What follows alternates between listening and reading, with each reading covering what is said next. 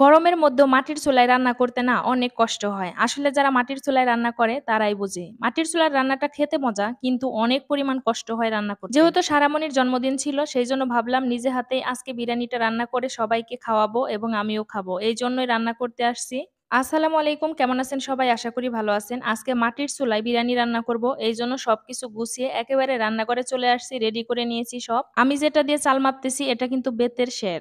বেত দিয়ে তৈরি করে বেতের সের, তারপর হলো ধামা, তারপর অনেক কিছু কিন্তু কাঠা এগুলি দিয়ে কিন্তু বানানো হয়। আর আগে অনেক ইউজ করতো গ্রামগঞ্জে, এখনো করে।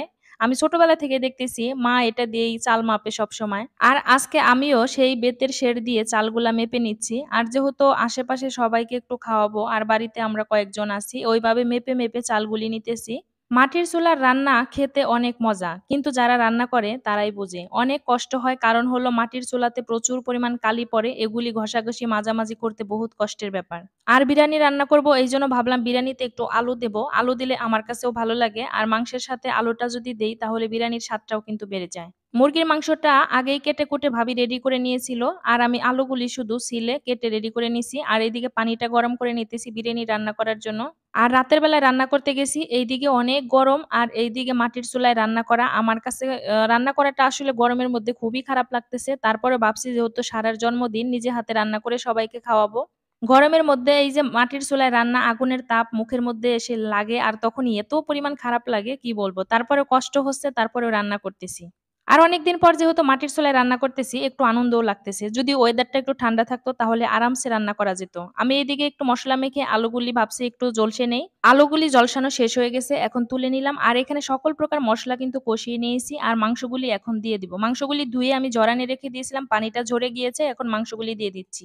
এদিকে রান্না করতে আমি একটু তাড়াহুড়াই করতেছি, কারণ সারামণি সারাদিন কোনো কিছু খায় নাই, শুধু হাবিজাবি খায় দোকান থেকে, কিন্তু ভাত খায় না। ভাবছি একটু বিরিয়ানিটা রান্না করি, বিরিয়ানি রান্না করলেও আবার পছন্দ করে। এদিকে যে কড়াইতে আমি মাংসটা দিয়েছি, এর চাইতে বড় কড়াইতে যদি মাংসটা দিতাম তাহলে অনায়াসে নাড়তে পারতাম। নাড়তে একটু কষ্ট হচ্ছে, তারপরও রান্নাটা করে নিলাম। আর এদিকে বিরিয়ানির জন্য বড় হাঁড়িটা বসিয়ে দিয়েছি, চালগুলিও দিয়েছি, এখন নেড়ে চেড়ে নেব।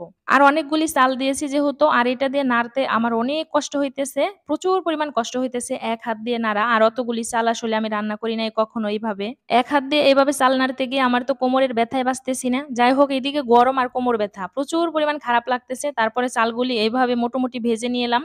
বিরিয়ানিতে যতটুকু পানি দেওয়া দরকার ততটুকু পানি দিয়েছি। আর ভাবলাম তাহলে এখন মাংসটা দিয়ে দেই। সব মাংস এখন আমি দিয়ে দিতেছি। মাংসটা তো রান্না করাই হইছে। আর এখন বিরিয়ানিতে যেহেতু বলক চলে আসছে তখন কিন্তু মাংসটা দিয়ে দিতেছি। বিরিয়ানি রান্না হইতেছে আর এই সময় এত সুন্দর একটা সুঘ্রাণ চলে আসছে। খুবই সুন্দর একটা ঘ্রাণ পাইতেছি। যাই হোক, আমি যেহেতু রান্না করতেছি আমার কাছে কিন্তু ভালোই লাগতেছে। আজকেই ১ম এত বেশি বিরিয়ানি রান্না করতেছি আমি। এর আগে বাসায় রান্না করছি কিন্তু পরিমাণে কম, যেহেতু মানুষের সংখ্যা কম ছিল। আর এখন মানুষের সংখ্যা অনেক বেশি। এইজন্য আমি এতগুলি রান্না একসাথে কখনো করি নাই। আজকেই ১ম করলাম। এইদিকে কথা বলতে বলতে কিন্তু আমার বিরিয়ানি রান্নাটা একেবারে হয়েই গেছে। দেখতে পাচ্ছেন কতটা সুন্দর হয়েছে বিরিয়ানি রান্নাটা। একেবারে জর্জরে অনেক সুন্দর হয়েছে। এখন বলে বলে বেড়ে নিচ্ছি এখান থেকে। আর এখন যে যে খাবে খাওয়া শুরু করে দিবে বিরিয়ানি। আর গরম গরম খেতেই কিন্তু বেশি ভালো লাগে।